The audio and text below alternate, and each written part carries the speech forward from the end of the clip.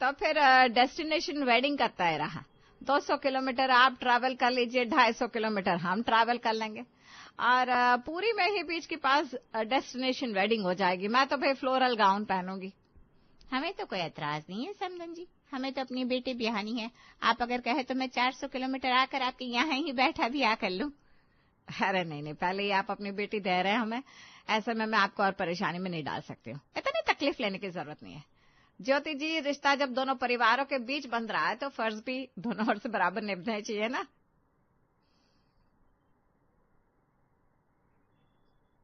ऊपर से destination wedding के चार्जेस भी बजट में। शादी दूर होगी तो ज्यादा लोग पहुंचेंगे नहीं, तो पर प्लेट खर्चा बच जाएगा 16। ऐसे 1000-1500 लोग आते हैं और वैसे मुश्किल से 150 लोग आएंगे। सही है विनीता जी। ये क्या बोल रहे हो तुम? इनकी बात को आप रहने दीजिए समधन जी। जब से दोनों परिवारों में रिश्ता जुड़ा है ना, तब से ये कुछ ज्यादा ही मजाक करने लग गए। अरे जी, कोई कोविड वाला वक्त थोड़ी ना चल रहा है जो 50-100 लोग आकर मान जाएंगे। और अब वो जमाना भी नहीं रहा कि शादी दूर रख दो तो लोग पहुंचेंगे नहीं। यहाँ तो लोग विदेश से आ जाते हैं शादी अटेंड करने। लोगों को छुट्टी मनाने का मौका चाहिए होता है। अगर डेस्टिनेशन वेडिंग कर दी तो लोग और चाव से आते हैं। तो अपने शहर वाले तो पहुंचेंगे ही पहुंचेंगे, और जो नहीं पहुंच पाएंगे वो फिर अलग से पार्टी मांगेगी। तो नुकसान तो मेरा ही है भाई। पर जब इतनी अच्छी बच्ची आ रही है तो ऐसे छोटे मोटे खर्चों पर ध्यान नहीं दिया जाता। क्या सही कह रही हो ना सोनी? बिल्कुल ठीक कह रही है मम्मी आप। मेरी शादी तो आज से 12 साल पहले हुई थी। अगर उस वक्त डेस्टिनेशन वेडिंग का ऑप्शन होता तो मैं भी वही करती। आजकल तो यही ट्रेंड है। वैसे शादी पूरी में होगी तो मेरे सारे ससुराल वाले पहुंच नहीं पाएंगे। मेरा तो कितना मन था मेरे इकलौते भाई की शादी हमारे घर से हो, पर मम्मी ने साफ कह दिया ऐसा कोई काम नहीं होना चाहिए जिससे रूबी के परिवार वालों को हैरेसमेंट हो। वैसे सही जा रहा है। वैसे सही है, डेस्टिनेशन वेडिंग होगी तो रूबी और नवीन ज्यादा वक्त साथ में बिता पाएंगे और अच्छी अच्छी फोटोज भी आ पाएंगे। अब उसी एल्बम को तो पूरी जिंदगी देखनी होगी। तो फिर अब उड़ीसा जाना फाइनल रहा। अब होगी इनकी अच्छी खासी कमाई। नवीन के परिवार वाले अपनी बात मनवाकर निश्चिंत होते ही है कि पीछे से हरि प्रसाद अपनी छड़ी लिए मूंछों को ताव देते हुए अंदर आता है। उसे देखते ही अब तक सोफे और आराम कुर्सी पर बैठे सभी लोग हड़बड़ाकर खड़े हो जाते हैं। तुम पागल हो क्या? तुम क्यों खड़े हो रहे हो? हम लड़के वाले हैं, लड़की वालों के रिश्तेदार आएंगे तो हम क्यों खड़े होंगे? वो हाथ जोड़कर हमें प्रणाम करेंगे। तुम बैठो। और नवीन, तू ना अपने ससुराल वालों की चमचागिरी करना छोड़ दे। याद रखना, उस घर के मालकिन मैं हूं और मैं ही रहूंगी। अभी से अपने ससुराल वालों का होने चला है। दोनों बाप बेटे एक से है मम्मी, देखा नहीं कैसे फट से खड़े हो गए। तभी अभी अभी बने सन्नाटे को चीरता हुआ हरि कहता है, क्या सुन रहा हूं मैं ये सब? हाँ ताऊ जी हम आपसे बिना सलाह मशवरा किए ऐसे ही कुछ नहीं करने वाले थे। बिटिया के ससुराल वाले हैं, ये होने वाले सास ससुर जी, ये ननद, ये दामाद जी। हरि प्रसाद की नजर जैसे ही लड़के के परिवार वालों पर पड़ती है वो अपने दोनों हाथों को जोड़ लेते हैं। ऐसे तो आप लोगों की सभी शर्तों को मानना हमारा दायित्व है, पर हमारे उसूल हमें ये इज्जत नहीं देते कि अपने घर को छोड़कर हम कहीं और से शादी करें, तो शादी तो यहीं से होगी। हरि प्रसाद की बात सुनकर नवीन वापस से अपनी गाड़ी में सवार हो जाता है।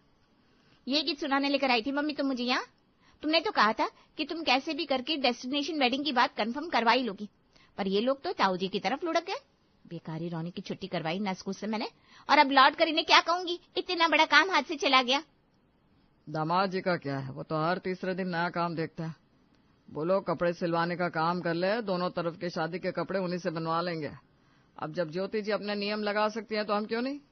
गाड़ी में बहस तो होनी ही थी, सो हो रही थी। पैसे बचाने के लिए विनीता ने डेस्टिनेशन वेडिंग की प्लानिंग की थी। सोनी ने सोचा था कि इस वेडिंग को प्लान करके उसके मिस्टर कुछ कमा लेंगे पर किसी का सोचा हो न पाया, और गाड़ी वापस विनीता भवन के बाहर आकर रुक गई। गाड़ी की आवाज सुनकर अब तक हॉल में आराम से बैठी ज्योत्सना खुशी से चिल्लाती है, गाड़ी आ गई भाभी, भाभी। भागती हुई ज्योत्सना दरवाजा खोलती है। तो मैं पैकिंग कर लू ना भाभी, वैसे तो सब हो ही गया है। बस बारात के लिए ना अब मेरे को वो अपनी गुलाबी वाली साड़ी दे देना। वैसे भी आप उसको 2 बार तो पहन चुके लिए। अपने बेटे की शादी में पहनी वाली साड़ी कौन पहनता है? अरे रुक भी जा तू, सब कैंसिल हो गया। क्या ऐसी शादी नहीं तोड़नी चाहिए थी उन लोगों को? छी, सगाई की बात भी हो छी। ज्योत्सना दीदी बस, फुल स्टॉप कहाँ है आपका? पूरी बात तो सुन लिया करो। शादी टूटी नहीं है, बस लड़की वालों ने कहा है कि उनके यहाँ से शादी होनी चाहिए, बारात यहाँ से जाएगी। और नवीन ज्योत्सना की बेचैनी को कम करने के लिए उसे पूरी राम कथा सुना देता है। बाकी सब तो ठीक है भैया, इनकी उदासी समझ में आती। आपको तो खाने से मतलब था, आपका तो इस शादी से कोई फायदा था ही नहीं। और जहां तक रही भाभी आपके परेशान होने की बात, तो आपको तो सोचना चाहिए फायदा ही हुआ है। देखिए दीदी, डेस्टिनेशन वेडिंग होती तो 50 से लाख रुपए का फायदा दामाद जी को हो जाता, पर सारी तैयार की भाग दौड़ में अपनी इकलौते साले की शादी में मजा ही नहीं कर पाते वो। डेस्टिनेशन वेडिंग का आइडिया आप लोगों का था तो पैसे हाफ हाफ होते। अब जब लड़की वाले सब कुछ कर रहे ले, तो आपको क्या है, आपकी तो चुटकी भी नहीं लगी, बस तैयार होके जाने का है। अब बाराती रहने खाने रुकने वापस भेजने तक का सारे इंतजाम शरारती करेंगी शरारती। बात तो ज्योत्सना की एकदम सही है। देखा जाए तो हमारे तो खर्चे बचेंगी। मैं तो आसपास वाले सभी को बोल देता हूँ, बस भर कर लोगों को लेकर जाएंगे, और खर्च जब रूबी के परिवार वाले उठा रहे तो हमें क्या। और एक लंबी डिस्कशन के बाद बाराती निकलने की तैयारियों में लग जाते हैं। आप चाहती तो लड़की वालों पर थोड़ा प्रेशर तो बना सकती थी मम्मी जी, 2-4 पैसे मेरी कमाई हो जाती और क्या ही हो जाता। पर नहीं, आपको तो मेरे नए बिजनेस में ताला ही लगाना था। वही तो दामाद जी, पहली शादी करते आप, वो भी मेरे बेटे की। अगर कुछ ऊपर नीचे हो जाता तो ऊपर से शादी में जितना आपका फायदा नहीं होता उतने पैसे हमारी जेब से निकल जाते। अब सारा खर्च लड़की वाले कर रहे हैं। उनके किसी ताऊजी ने कह दिया कि उनके यहाँ बारात लड़की के घर तक जाती है, तो ना हमें परेशान होने की जरूरत है ना आपको। लिफाफे का कह दिया है हमने। दामाद जी, आपको अच्छा खासा लिफाफा मिलेगा, फिक्र क्यों कर रहे हैं आप। बाकी यहाँ वहां से 2-4 और लिफाफे उड़ा लीजिएगा। 50,000 की कमाई तो मैं आपको ऐसे ही करवा दूंगा। इतने सारे चक्कर चकने की क्या जरूरत है, पागल है क्या। अरे मेरी बहन, बस से जा रहे हैं हम, ऊपर से जाती हुई ठंड है, लगती ही दिखेगी। शादी का टेंट रूबी के घर के बाहर बनने वाला है, रात को ठंड तो लगेगी ना। तूने देखा नहीं क्या कितना खुला खुला इलाका है उसके घर की तरफ का। मैं जैकेट नहीं पहनने वाली भाई, मेरे बैकलेस ब्लाउज का तो सारा मजा खराब हो जाएगा। इतनी महंगी साड़ी दिलाई है तुम्हारे जीजू ने। तुम लड़कियों का ना मुझे समझ में ही नहीं आता। ऐसे तो दिन भर घर के अंदर कान, टोपी, मफलर, मोजे सब पहनकर बैठी रहती हो, और अब जब शादी में तैयार होना है तो जैकेट भी नहीं पहननी। तैयार हुई लड़कियों के लिए ठंड कहाँ गायब हो जाती है भगवान जाने। मैं तो भाई स्वेटर लेकर जाऊंगा। मम्मी की स्वेटर पैक कर देना, सर्दी का वक्त है, दिक्कत हो जाएगी। 1, 2, 3 नहीं, पूरे 6 बसें नवीन के दरवाजे पर तैयार थी। पहली बस के आगे नारियल फोड़कर मंटू श्री गणेश कर देता है। किराए की बस का काम कर लेता तो बसों का किराया मेरी जेब में आता। ये दिमाग में क्यों नहीं आया मेरे। अब ड्राइवर आगे बढ़ाओ, देरी हो रही है, निकालो अभी बस। दूसरी बस में मिंटू चढ़ जाता है। बारातियों की सजी धजी बस रूबी को लेने निकल पड़ती है। अंताक्षरी, नाश्ते, दवाइयां की फांकी लेते हुए बस आगे बढ़ रही थी। खुली हुई बस है, खुली हुई बस है बोलकर बंद बस में बिठा दिया मुझे उतार दो बाबा, ऐसी शादी नहीं देखनी मुझे। मौसी जी, आपके हाथ में थैली दिए ना, उस पे उल्टी कर लो। अरे तू कर ले उल्टी, पूरी शरीर का शत निकल गया है मेरी। शादी में जाकर क्या ही एंजॉय करूंगी। पता चला पानी चढ़ाने की नौबत आ गई, मुझसे नहीं जाया जाएगा। अरे ड्राइवर, बस रोको। विनीता जी की मायके वालों को हमेशा यही रहता है, ये नहीं कि घर में लड़के की शादी है थोड़ा कॉम्प्रोमाइज कर ले। ड्राइवर रुकने की कोई जरूरत नहीं है, बहरे बन जाओ और गाड़ी चलाते रहो। आधा रास्ता बीत चुका था, आधा रास्ता बाकी था कि अचानक ही मूसलधार बारिश शुरू हो जाती है। अरे सोनी, मेरे बैग से स्वेटर निकाल कर दे दे। बाप रे बाप, कितनी ठंड लग रही है, बर्फ के ओले पड़ रहा है क्या। वही समझ लो मम्मी, ये सब मेरी शादी के वक्त ही होना था। पूरी ठंड में कभी बारिश नहीं हुई एक बार भी, और आज होने लग गई। देख रही है मौसी जी, बंद शीशों वाली बस का फायदा। अभी पानी में भीग गए होते हम सब।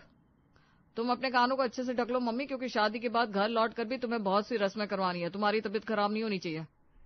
और मेरा क्या भूल गए कि लड़की का कन्यादान मैं भी तो करूंगी, तो मेरा भी तो पहुंचना जरूरी है। मेरे सेहत का ख्याल रखने की जिम्मेदारी आप सभी की है। तूफान को काटते हुए बस आगे बढ़ रही थी कि रास्ते में एक बड़ा सा गड्ढा आ जाता है। बस आगे नहीं जा पाएगी, आगे बहुत बड़ा गड्ढा है, वापस रिटर्न जाना होगा। मतलब कि अभी 2 घंटे की जर्नी को कवर करने में 4-5 घंटे लग जाएंगे। और जाओ लड़के की यहाँ, बेटा ब्याह करने नहीं, डेस्टिनेशन वेडिंग होती तो कोई प्रॉब्लम ही नहीं होती। खैर, मेरी सासू माँ को पैसे जो बचाने थे बच गए ना मम्मी जी, पैसे आपके। बारातियों को लग रहा था कि लड़की के यहाँ पहुंचने पर उनकी सारी प्रॉब्लम दूर हो जाएगी और वो आराम से आराम कर पाएंगे, पर ऐसा नहीं होने वाला था क्योंकि तूफान के कारण टेंट उड़ चुका था। हमें तो बिल्कुल अंदाजा नहीं था कि ऐसा हो जाएगा। कुछ छाते और प्लास्टिक है, सर ढककर आगे जाते जाइए, घर में अब कोई दिक्कत नहीं होगी। कोई अपने बैग से अपने सर को ढक रहा था, कोई थैली से, और इसी तरह भागते दौड़ते सभी बस से उतर उतर कर घर के अंदर चले जाते हैं। ये बाहर 2 बांस किसने गाड़े हैं? 2 बांस नहीं बेटा, वो पूरी पंडाल तैयार की थी। तूफान के कारण पंडाल उड़ गया। अब कैटरिंग वाले भी कहाँ खाना लगाएंगे, कुछ समझ में नहीं आ रहा। एक नए टेंट का इंतजाम करना पड़ेगा। बोलना तो नहीं चाहिए अंकल जी, पर इस स्वागत को अच्छा तो बिल्कुल भी नहीं कहा जा सकता। बारिश का क्या है, बारिश तूफान धूप गर्मी को कौन रोक सकता है, पर आपको इंतजाम तो बराबर रखना चाहिए था। और आपका घर तो ऐसे भी इतना खुलासा है कि मैं बाहर पानी में हूँ या घर के अंदर कुछ फर्क ही नहीं लग रहा। होटल तो बुक करवानी चाहिए थी आपको। रूम तो बुक करवाए थे बेटा, पर मंत्री जी का कोई आदमी शहर से आया हुआ है, तो उन्होंने सारे होटल से कमरे बुक करवा लिए। पुरानी सारी बुकिंग को कैंसिल कर दिया गया, तो अब सभी बारातियों को यहीं जैसे तैसे एडजस्ट करना पड़ेगा। पीछे एक सरकारी स्कूल है, मैं जरा वहां पर बात करके आता हूँ, वहां व्यवस्था हो जाएगी तो सब मैनेज हो जाएगा। सही खातिर की उम्मीद लगाए पहुंचे बारातियों की व्यवस्था सरकारी स्कूल में होने वाली थी। मुरारी अपने रिश्तेदारों के साथ स्कूल के हेडमास्टर से बात करने पहुंच जाता है। मुरारी जी, आपकी बेटी हमारी बेटी, अब इतना क्यों सोच रहे हैं? और वैसे भी जैसा मौसम बना हुआ है, सरकारी छुट्टी अनाउंस कर ही देंगे। मैं तो आ गया, पर ना बाकी टीचर पहुंचे ना बच्चे। इससे चाहिए स्कूल किसी की शादी के लिए काम आ जाए। आप आराम से ठहरवा दीजिए बारातियों को, बस एक कमरा छोड़ दीजिएगा। अगर कोई बच्चा आ ही गया पढ़ाने के लिए, क्लास तो खाली होना चाहिए ना। सभी क्लास से टेबल कुर्सी जरा हटवा देंगे ना सर? हाँ, टेबल को पीछे कर दीजिएगा, आगे गद्दा लगवा दीजिए। बस मेरे लिए कमरा तैयार करना मत भूलिएगा। वो क्या है ना, अगर इस बात की भनक मेरी मिसेस को लग गई तो मुझे कहीं नहीं छोड़ेगी, तो रोज मुझे स्कूल आना ही होगा ना। अपना अपना सामान लेकर अपनी फैमिली के साथ स्कूल के क्लासरूम के एक एक कमरे को अपना पर्सनल रूम समझकर बाराती एडजस्ट होना शुरू हो जाते हैं। अरे यार मम्मी, यहाँ तो बहुत ठंड आ रही है। एक कैसी खिड़की है, बंद होने के बाद भी इसमें से हवा अंदर आ रही है। एक काम कर, इस थैली को खिड़की के सामने लगा दे तो हवा अंदर नहीं आएगी। अभी तबीयत खराब नहीं होनी चाहिए बेटा, तुझे अभी फेरों पर भी बैठना है। तभी दरवाजे पर लगी कुंडी को कोई बजाता है। दरवाजे पर सोनी के साथ मिंटू था। मेरी पूरी साड़ी में सलवटें आ गई मम्मी, अब मैं इसे प्रेस कहाँ करवाऊं? कहाँ है आपके नए रिश्तेदार? बड़ा शाही स्वागत करवाने वाली थी तुम तो हमारा। इससे तो अच्छा मिंटू जी कह रहे थे वैसा होता। अब तो मुझे भी लग रहा है कि दामाद जी के कहे हुए डेस्टिनेशन वेडिंग पर ही वेडिंग होती तो अच्छा रहता। बुरे फंस गए हम तो, मेरी तो चप्पल भी टूट गई। कोई बता रहा था ये बारिश 4 दिन तक रुकने वाली नहीं है। नहाना धोना कैसे होगा, बाथरूम जाना कैसे होगा? एक तो पूरे स्कूल में ले देकर 2 बाथरूम है, इस क्लास से निकलकर बाथरूम जाने में पूरी तरह से भीग जाऊंगी मैं जाता हूँ बात करने मम्मी जी। रेन ब्लोअर का इंतजाम तो करवा ही सकते हैं, मैं जरा देख कर आता हूँ। मिंटू मुरारी के घर पहुंचता है, जहां उसे किसी के रोने की आवाज आ रही थी। कमरे में बैठी रूबी रो रही थी। अरे बेटा जी, ऐसे रोते नहीं, क्या बात हो गई? मेहंदी हल्दी कहाँ कुछ हो पा रहा है जीजू, कैसे सब कुछ होगा? कहाँ हमने सोचा था कि दोनों तरफ के लोगों के साथ एंजॉय करेंगे, पर यहाँ तो साथ में बैठने का भी इंतजाम नहीं हो पा रहा है। ये बारिश रुकने का नाम ही नहीं ले रही। मेहंदी वाली से बात हुई, वो भी नहीं आ पाएगी। आज का दिन तो फिर भी निकल जाएगा। कल अगर मेकअप आर्टिस्ट आ भी गई तो फेरे कहाँ होंगे? अब तो वेडिंग प्लानर है, आप कोई आइडिया लगाइए ना, कुछ तो कीजिए जीजू। मैं आपसे माफी मांगना चाहता हूँ मिंटू जी, मुझे जरा भी अंदाजा नहीं था कि ऐसा कुछ हो जाएगा। हमारी गलती का गुस्सा आप हमारी बेटी पर मत निकालिएगा। बारातियों तक चाय समोसे पहुंचने तक सूखे नाश्ते भी गीले हो जा रहे थे। पानी में छप छप करते लोग इधर से उधर जा रहे थे। बड़ी मुश्किल से थोड़ा बहुत काम हो रहा था। रूबी को रोता देख मिंटू की आंखें भर आती है। अपने बिजनेस का फायदा सोचने वाला मिंटू अपने साले की शादी को अच्छी तरह से करवाने की तैयारी में लग जाता है। शादी का थीम रेन ही है। आप सभी के लिए रेनकोट का इंतजाम कर दीजिए अंकल जी। मुझे लगता है 300 से 350 रेनकोट ठीक रहेगा। अगर भाड़े पर मिल जाए तो और अच्छा। किराए पर रेनकोट मिलता भी है क्या? आप बस मुझे डेकोरेटर या किसी अरेंजमेंट करने वाले से मिलवा दीजिए, बाकी मैं सब देख लूंगा।